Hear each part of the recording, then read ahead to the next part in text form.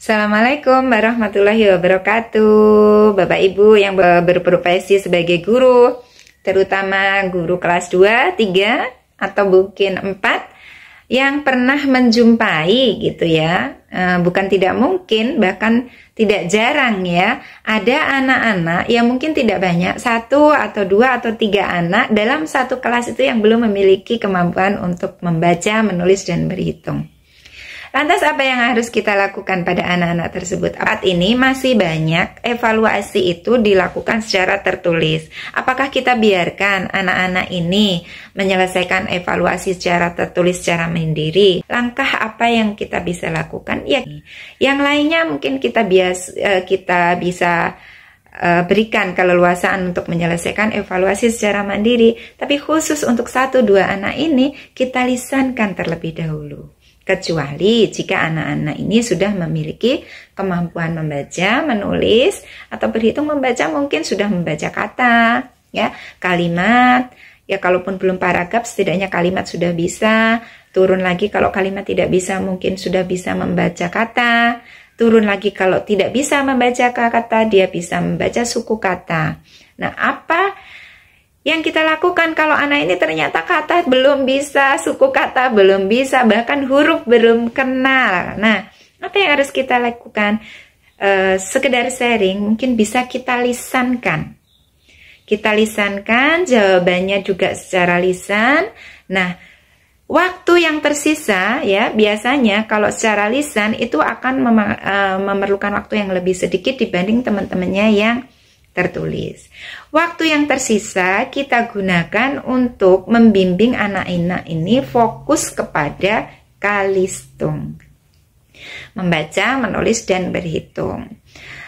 Buat anak-anak yang normal, maksud saya tidak berkebutuhan khusus ya, ini berbeda jika anak itu memiliki kebutuhan khusus, misalnya disleksia, diskalkulia, atau masalah lainnya. Insya Allah anak-anak ini dalam jangka waktu 3 bulan, 4 bulan memiliki konsistensi yang bagus, disiplin yang bagus, mereka akan dapat menguasai kemampuan kalistung ini. Dan kita perlu sampaikan kepada orang tua. Kita sampaikan potensi anaknya. Jadi tidak hanya kelemahannya, kekurangannya, tapi kita sampaikan juga potensi ke anaknya bahwa anak ini cerdas gitu ya. Anak ini memiliki kemampuan yang baik, daya tangkap yang cepat, daya ingat yang luar biasa. Misalnya itu orang tua pasti akan merasakan sesuatu yang membahagiakan, baru kita sampaikan kekurangannya. Nah, alangkah baiknya begitu ya, jika kemampuan ini dibarengi dengan gitu ya, dengan kemampuan kalistung akan sangat membantu sekali gitu. Kita sampaikan ke orang tua. Apa yang disampaikan, apa yang harus dilakukan orang tua pun kita sampaikan, kita berikan saran. Kecuali jika orang tua itu sudah tahu ya. Terkadang orang tua itu bukan tidak mau. Terkadang banyak hal yang bisa menjadikan kondisi bahwa orang tua ini memiliki keterbatasan untuk memberikan bimbingan di rumah. Kadang waktu yang tidak sempat. Artinya kita sampaikan bahwa kita sama-sama guru menyempatkan waktu. Jadi diharapkan orang tua di rumah pun demikian.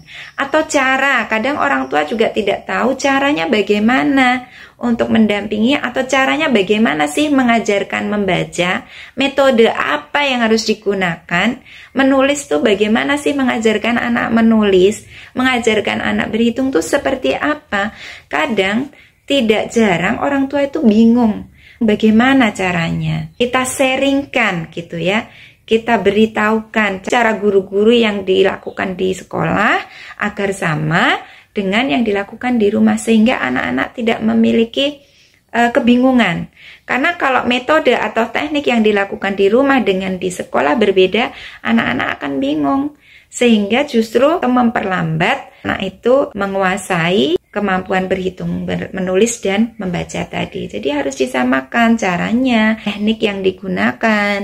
Setelah itu apakah berhenti sampai di situ? Tidak, kita pandu, kita pantau terus. Jadi Bapak, Ibu di rumah, sampai di mana Ananda belajar berhitung, sampai di mana Ananda belajar membaca, dan menulis. Kita lanjutkan di sekolah, begitu seterusnya. Dan insya Allah dalam jangka waktu 3 bulan, 4 bulan, anak ini sudah mampu membaca, menulis setara atau sesuai dengan kemampuan teman-temannya. Kecuali jika anak-anak ini memiliki masalah kemampuan seperti tadi, atau anak-anak yang memang diperlukan penanganan khusus, ya. Mungkin itu yang bisa saya sampaikan, mudah-mudahan bermanfaat. Wassalamualaikum warahmatullahi wabarakatuh. Sekali lagi, bukan saya menggurui, tapi kita sekedar berbagi.